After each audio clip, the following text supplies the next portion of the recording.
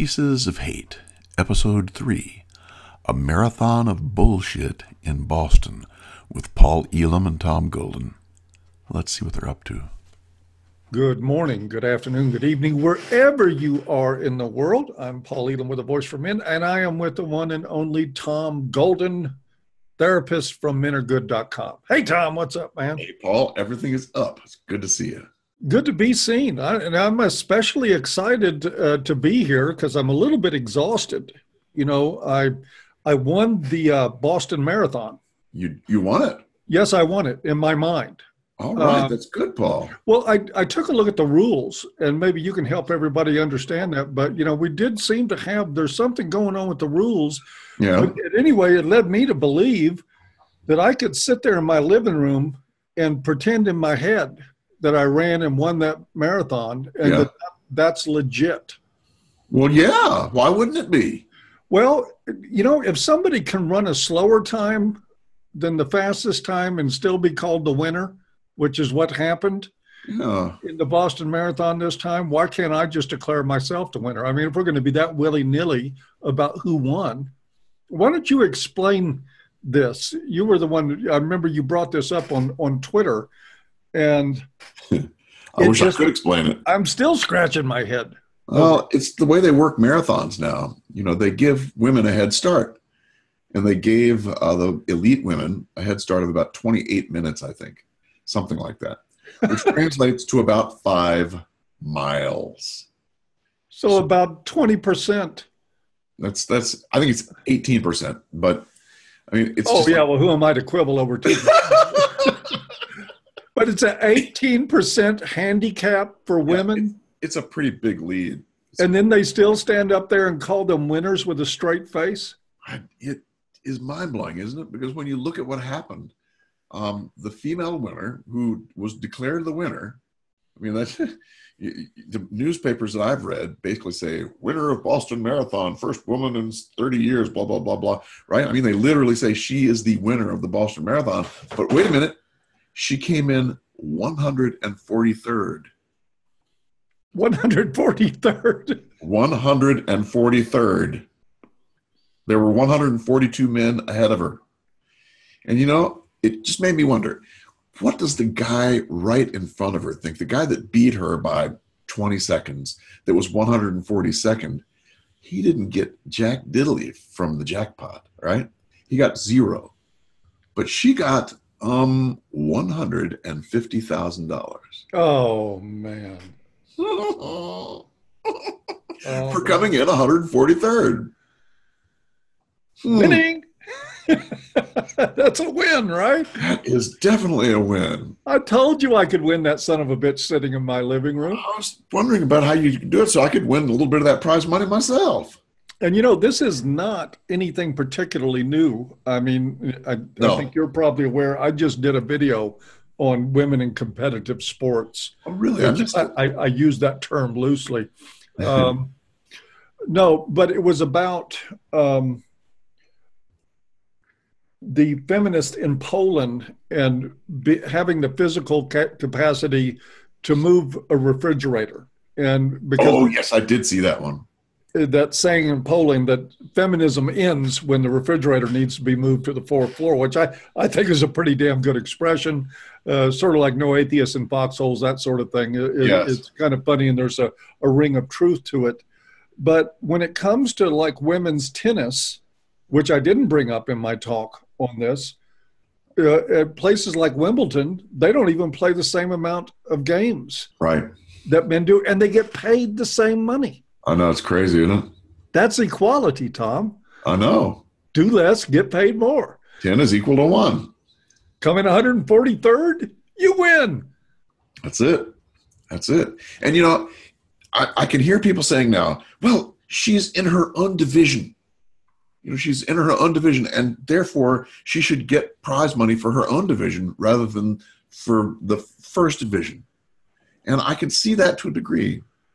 But wait a minute. The wheelchair races are in their own division, and they only got $20,000 for the winner.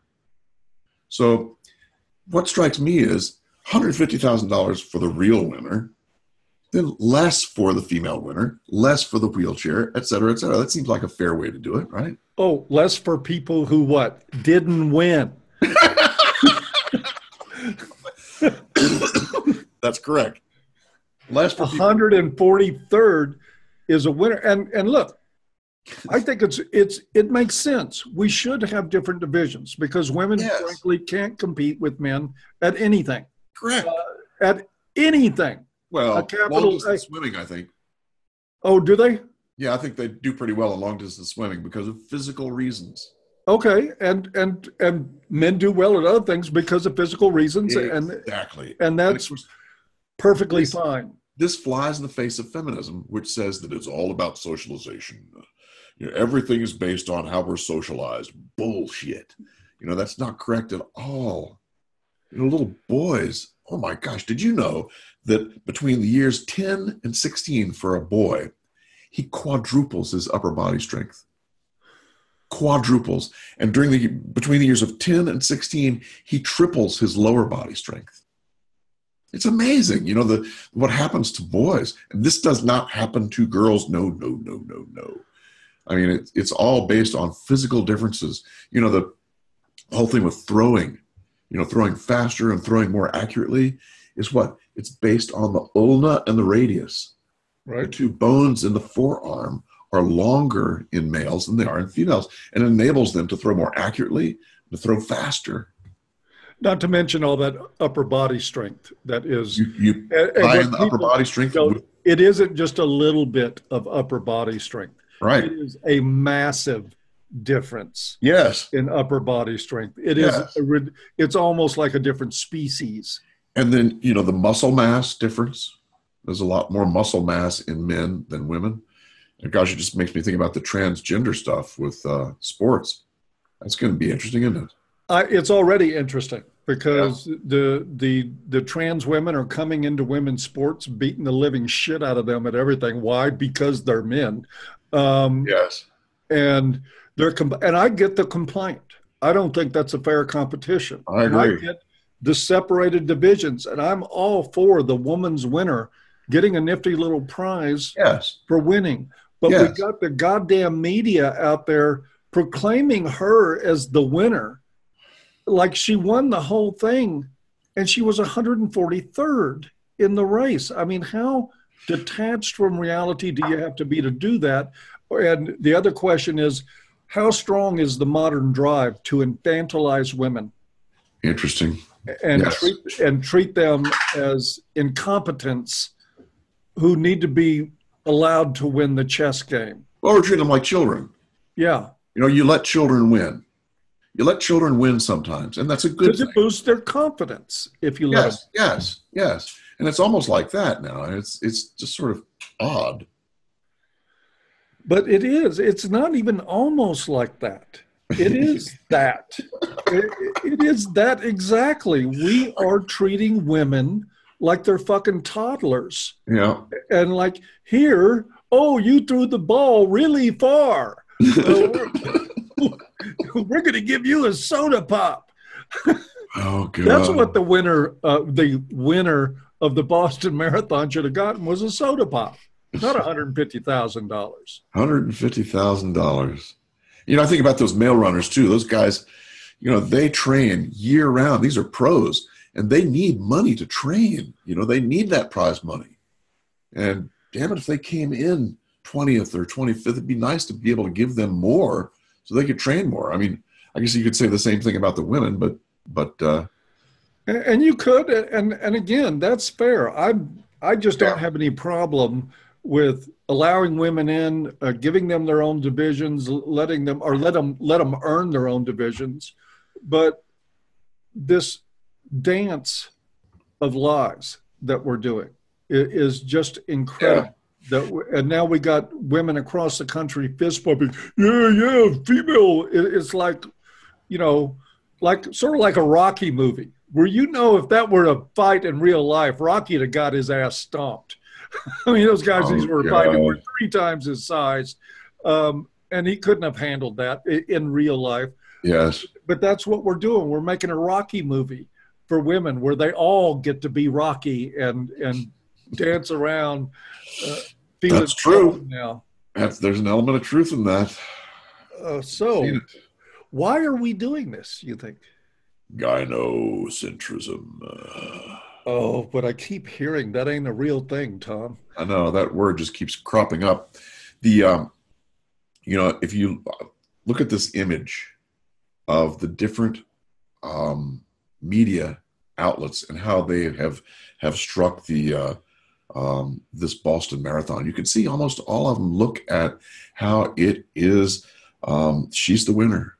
She's the winner. Over and over again, they say the female winner or the winner of the Boston Marathon. They don't even say female, the winner of the Boston Marathon. And you can see it over and over again. And it's interesting on Twitter, I was saying that, this is crazy that we say she's the winner when she's not really the winner.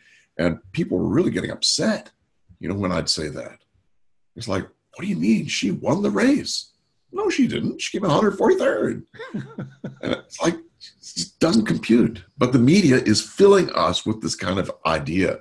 They're filling us with the idea that she won. She won. It's kind of like this YouTube video I did a long time ago about the marathon and how they get a head start and whatever. I said it was like when you're a little boy and you'd beat your sister every freaking time at the bike race, right? You beat her every time. And so your mother finally said, give her a head start. Give her a head start. Let her win. And so you'd have to give her this huge freaking head start. She'd boom down, and you'd try and catch her right before the finish line. She'd be just ahead. It's the same thing. It's the exact same thing. It's crazy. We're living in a crazy place. Yeah, it's easier to win a race when your competition has to sit there while you're running. For a little while. I mean, just call me crazy. Oh, boy. But, that honestly, it ties into, and I don't want to deviate on this too far, but it is sort of current of what's happening on Twitter right now. Right now, Twitter is banning everybody who puts the word Saud Fares. What? Saud Fares. What is that? She is an actress in the UK that falsely accused a man of raping her on a train station, on a train platform in London. Not a great place to rape someone. Yeah, well, and the CCB cameras were on it. And what happened was they passed each other, and you couldn't even tell that there was any body contact. And they alleged, this was their Crown Prosecution Service, that he hit her, pulled her pants down, and stuck 3 fingers up her vagina, all apparently in a blindingly fast way, so much so that the cameras. And then they caught the prosecution slowing down the replay, trying to make it look like it made more time for the jury. It all fell apart. Mark Pearson was the guy that was accused. He spoke at ICMI 16. Oh, really? Yeah, and this whole thing just totally wrecked his life. Yeah, man. False accusations are crazy. And so now the UK has decided that if you reveal her name, they're willing to put people in jail for 2 years. Apparently they've got, a hold of Twitter, because I've had several people contact me today saying that they tweeted the name Saud Fares and instantly banned. Really? For like 7 days. Really? And forced to remove the tweet. They don't want her name out there. Wow. Of course, that ain't going to do. I mean, so have you tweeted her name yet? No, I'm not going to waste my time. I mean, I've spent half my life in Twitter jail anyway. Yeah. And if they're going to ban all the, because like I said, I've had 4 people approach me today. Hey, I just retweeted something with her name in it. Isn't that interesting? And got a 7-day ban. It's the same thing as the feminists. I mean, the feminists literally for years and years have only told one side of the story, one side, and then they've gotten everything because of that one side, because they left out, the other important side. It's the same thing here. It's like you cannot tell the side of the person who was falsely accused. It's like it's illegal to even say anything about it. It's unbelievable. It's like you can't say that guy won the marathon. It's the same thing. Right. Nobody can talk about this. Nobody can say it. You've got to shut up. Yep. And it is absolutely just staggering. So, all right, we're on YouTube. They don't have the reach here. Well, we'll see. Well, I did a video about it, and Maybe we'll get yanked. well, they took my video down that I did on her 2 or 3 years ago. Really? And took it down for about a week, and then suddenly it popped back up Huh. and was demonetized. Yeah. But in where I named her. Yes. In there. And we're going to continue. I mean, at A Voice for Men, I'll be publishing her name in headlines 2 or 3 times in the days ahead. She's now a public figure. She's an actress. She's a public figure, and she fucking lied about being raped on a train platform, and an innocent man almost went to prison and was considering killing himself. Oh God! In the midst, it's not unusual. It's not unusual at all. No, Tom. As a matter of fact, I read a story today, doing some research on another project that I'm on. That this young man named Jay Cheshire was falsely accused, and he got so despondent he hung himself. Yep. And 3 years later, on the anniversary of his death, his mother couldn't take it anymore. She hung herself. Yep. Unreal. Yep. I've seen it over and over again. It's so sad. And they'll ban you on Twitter if you try to talk about it. And people don't have any concept of the pain that people who are falsely accused go through. They have no concept at all. Nor do they want to. Because the media doesn't talk about it, you know? Nope. The media only talks about the pain of the person who was raped or beaten or whatever. There's a great little story I did a while back talking about this guy who was falsely accused of rape, trying to find someone who could understand his situation. He found an ex-girlfriend that he'd been dating before, and she had been raped. And so he said they started talking about it, and they compared notes, and what they both found out was, holy shit, we're going through the same stuff. You know, it's like we have the same reactions to all. I bet the emotions are very similar. That's what they found. I mean, it was really fascinating to hear, because guys don't usually get to talk with someone who's had that kind of experience. And so they're stuck in themselves. They got no support. They got no way to support themselves. And they're hung out there to dry, you know? Which is something you and I need to work with on Patreon, and getting these guys ways to connect together. You know, guys who've been falsely accused, I want to see them be able to find a place to have hangouts together so that they can start to connect. You know, well, you and I have both started something similar, and I want to talk about that for a moment. I want to plug this for my patrons. Yeah, that's a good idea. May become patrons. I'm doing a meeting every Saturday with my patrons. Yeah. And we're doing it on this Zoom format. It's working brilliantly. And, it's not focused on false accusations or anything else. It's mainly just guys sort of sorting all this crap out about red pill life in a blue pill world. Right. And how do they adjust? How do they fit in places? How do they deal with the isolation that comes with red pill life? Yep. And the meetings have been fantastic, really fantastic. And so that is I'll make that my pitch. You know, if you hesitated on pitching in, and all you have to do to go to these meetings is kick in $1 per video, and you can cap it at one video, $1 per month. It gives you 4 meetings of 90 minutes a pop throughout the month.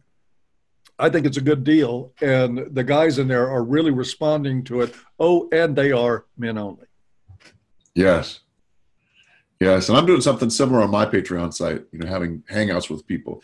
We're working on what we're calling a Cybershed, which is a way to have something 24 hours a day open so that people can go anytime they want. That is, the patrons can go anytime they want to kind of connect with others. And I'm also getting ready to start a private forum online so that guys on the Patreon site will be able to connect with each other in a private way. Nobody can see the crap, you know, and they can just kind of talk with each other. So, you know, and those kinds of things are what really need to happen, because we've got these guys that are hanging to dry out there. They got nothing. They got nobody to really understand what's going on. And there's no one who can understand what's going on like somebody's going through the same crap. You know, exactly right. Really knows. And so the more we can help people get together and start talking with each other, the more we're going to help, you know? I host these meetings. They're doing me a lot of good. There you go. I mean, it's the same old story out here in the blue pill world. Yep. I go somewhere for a social event, something like that. And quite frankly, Tom, most of the time I end up sitting around listening to these people talk, wishing that they'd shut the fuck up. Because blue pill thinking, blue pill life, that stuff just doesn't have an appeal for me anymore. Yes. And it's like, yeah, I want to go to sleep. It feels dirty. Yeah. It feels polluted. So I want away from it. And I've been surprised. You get 10 guys in a video conference room, all of them feeling that way. Yes. And talking about how they're dealing with it. It's actually quite nice. Yes. I agree.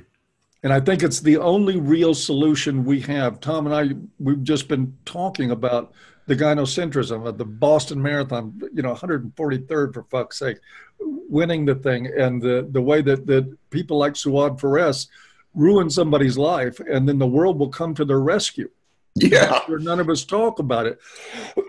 We live in that, and Tom and I talk about these things all the time. But there's precious. Most guys say, "Okay, I get it. What now? Yes. What do I do?" Exactly. And we're both trying to do something where you actually are doing something rather than just identifying the problem. Yep. Yep. Good. What next? I don't know, man. I don't know. One of these days we'll have to do one on the WNBA. Oh my God. I know you love that. I watched, I had to go through when I wrote that script. I even had considered the idea of grabbing some WNBA footage off of YouTube and including it. But I knew, of course, I'd get a copyright strike for that, right? Even though it's commentary, so I didn't do it. But oh my God, the NBA has to subsidize the WNBA because they don't make any fucking money. Yeah. Because they don't have an audience. Because they can't fucking play basketball. Yeah. Yeah. And they end up saying, well, we should make as much money as the guys. Like the soccer team, the women's national soccer team thinks they should make as much money as the men do. Well, I think they should make the money based on the advertising that they draw in. If the money they make, well, there's a concept, Tom. You mean they actually have to, produce money for venture capitalists and stuff like that before they get paid? No, 143rd. Yeah, 143rd. Yeah, there's your winner right there. Yeah. But no, they don't have to because we rescue them. Yes. Oh, sorry, you can't play basketball because you're a woman, or you can't play as well as the men. You can't draw an audience. Well, that's okay. We'll just take from the men and give it to you. That's it. Because every woman's a winner.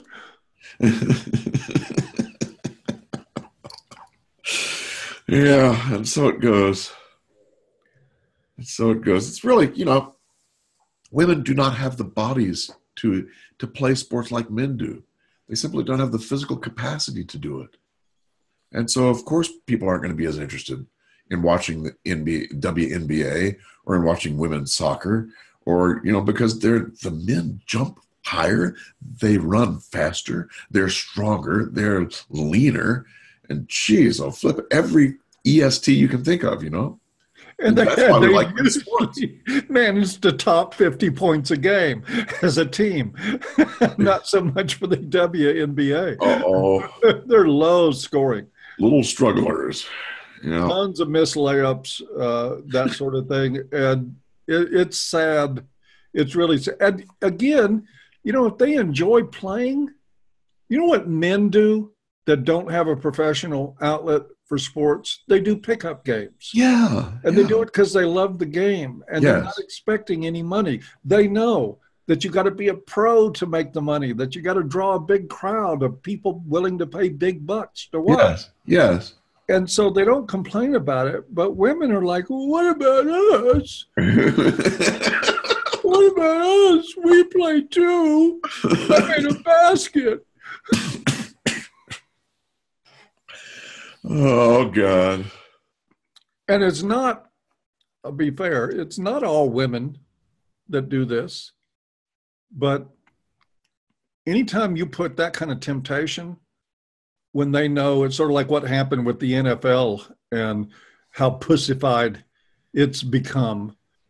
Anytime you put the access to power that way in front of people, power corrupts, that's what they say. It's a mess. And so they've ruined, they've stolen from male tennis players and male basketball players. They literally take money that those guys are earning and pay the women with it. They've ruined, in tennis, they don't play as much as men and they get paid the same amount of money. And in football, well, now I saw in the news the other night, there's a cheerleader that thinks she should be paid as much as football players. No. Yes. Oh, God. Well, maybe she could draw people in. Maybe she could get some advertising. Well, yeah, but we used to call that porn. Yeah. So which team is she rooting for, so to speak? I forget, and I'm going to be compelled to go dig up the story and put it, in the description area. Yeah. So everybody know I didn't lie. Yeah. I want to see about that. But, and she wants that in a league that is all but surrendered. They're now, you look at what happened to, what was a Dallas Dallas running backs that got cut for 6 games because of that. Oh, yeah, Ezekiel Elliott. Yeah. They're just throwing the men under the bus, throwing male players under the bus. They get a complaint. Somebody complains. Yeah. Yeah, and it's interesting when the women soccer players are accused of domestic violence, guess what happens? They get promoted. Yeah, nothing. Yeah, that was Hope Solo, wasn't it? Hope Solo. Beating the crap out of her own family. Her own sister. And they caught her, and her sister's son, right? Yep. Oh, and they made her team captain. And then they said, well, we don't want to suspend her because she's going for this record. We don't want to spoil her chance to make this record. Tell that to Ray Rice. Yeah, no kidding. Jeezy peasy Louisey. Tell that to Ezekiel Elliott. But, Roger Goodell's given the NFL away to the feminist lobby completely. Yeah, it's really disgusting. They're done. And then with the other stunts they pulled, it's not bad enough. We allowed ourselves to be emasculated. The players union did, allowed themselves to be emasculated. And now they're going to further inflict trauma to that situation by engaging in bullshit protests as part of the game. Yeah. And then I know somebody's not going to like I said that. And then they wear pink half the season and never wear blue. I can understand wearing pink if you also wore blue for prostate cancer, but they don't. It's only one way. Oh, we're wearing the pink. Gynocentrism. And, it's a perfect thing. November is a big-time football month. Yeah. They could do something with Movember for the NFL, but instead they're appealing to women. White knights. And America's pussified men are now lining up to buy tickets for this shit. Not me. Nope, not me either. I'm finished. They are dead to me. Me too. Bye-bye, football. R.I.P., bitches. Yeah, besides that, my Houston Astros are doing pretty good. Yeah. Yeah, they did pretty well last year. Yes, they did. Did very well. In fact, you can't do better than that. But I wonder, shouldn't we really, Tom, have female professional baseball players? Oh, gosh, Paul, that's a good point. Yeah, we should. Do they have a female league? Well, that was that movie, A League of Their Own. I've never heard of a female hardball league. I've heard of female softball. Huh. No, I don't think we're going to be seeing any women staring down 102-mile-an-hour fastballs. Oh man, can you Coming. imagine standing there and trying to hit a 100-mile-an-hour fastball? Oh, and Huh. here's my point about that. I'm not trying to make it like when I say that men are good at all this stuff, they are. I'm not saying I am. Hell no. There's no way I know you're not. I could hit a 100-mile-an-hour fastball. My There's good no man, way I wouldn't be likely to even stand there and look at it come at me. Paul, Michael Jordan couldn't hit the 100-mile-an-hour fastball. Yeah. Yeah, there's Michael only a Jordan small couldn't hit it. fraction. The Yeah. catchers would tell him it's going to be low and outside and fast. He still couldn't hit it. I mean, that's how hard it is to hit those pitches. It's incredible. I mean, my hat is off to those guys. It's Yeah. amazing what they're doing out there. There's only a fraction, a very small handful of guys that can play professional baseball. Really, just amazing. But Amazing you stuff. give it enough time, and I promise you they will figure out a way to inject feminine values Yes. into the game and have the players wearing pink uniform. Oh God, let's not even talk about it. It's going to happen sooner or later. That's a sad day when it does. Until then, I'll enjoy my baseball. Go Until Nationals. then, I'll enjoy my baseball. I'll enjoy some basketball. I still you like go. basketball. And Yep. I can just not think about, the fact that the NBA's resources are being dedicated to a league that can't draw an audience. But hey, I don't have to watch it. I don't have to worry about it. They're a dollar, eh? They're a dollar. Indeed. Are we about finished? Yeah, I'm okay with closing up.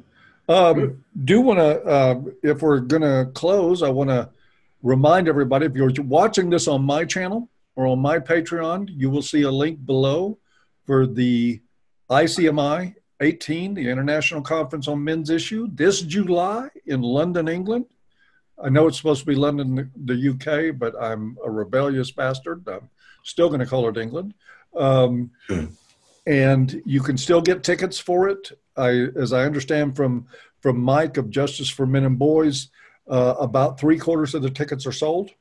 All right. Yep. And Jolly good. it looks like it's going to be another sellout house, which we've had every time, Great. just about. So this won't be an exception. Going to be there with Karen Strawn, Janice Fiamingo, lots of other people. We have fun at these things. So if you can make it to London for that, click in the link below and get your ticket, man. I'll put a link on mine also. So no matter where you are, you. you're going to get the same link. Thanks for that, Tombo. Indeed. Indeed. And one more announcement. What's that? A teaser announcement. Yeah.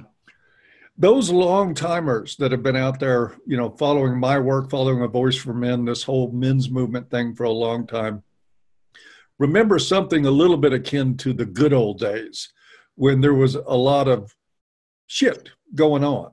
There was a lot of media coverage, a lot of outrage, threats, all kinds of action, and a lot of buzz. And things quieted down a little bit after the Red Pill movie. I mean, they sort of shifted gears into the dialogue about this stuff is better than it's ever been before. There's real dialogue going on. Yes. But some of the fun, the theatrics, the wonderful stuff that we like in upsetting feminists, and we love to upset feminists. Indeed. It's a passion in my life. And within just a few days, I want you guys to be looking for something from A Voice for Men. And if you like seeing upset feminists, you're going to love what's coming out. I know what you're talking about. Yes, you do, Tom. I won't say a word. Okie doke. I won't say a word. Yeah, keep an eye peeled. It's going to be fun. It's going to be fun. It's going to be fun. And let's keep in mind, men are good. Yes, as are you. As are you, my friend. Good. Bye, everybody. We'll catch you next time we do this. You take care. All right.